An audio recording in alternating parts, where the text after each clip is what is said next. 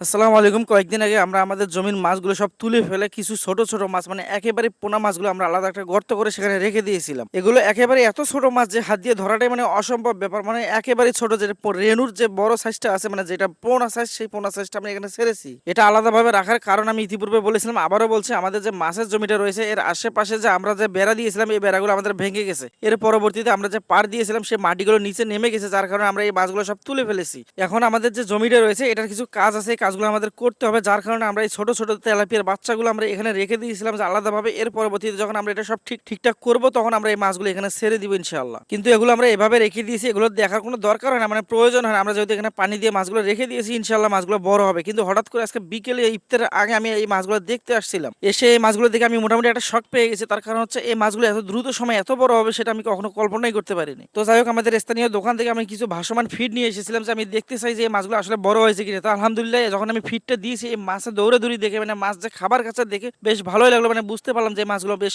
বড় হয়ে গেছে আর কিছুদিনের মধ্যে এগুলো না আবার বাচ্চা উৎপাদন করবে ইনশাআল্লাহ।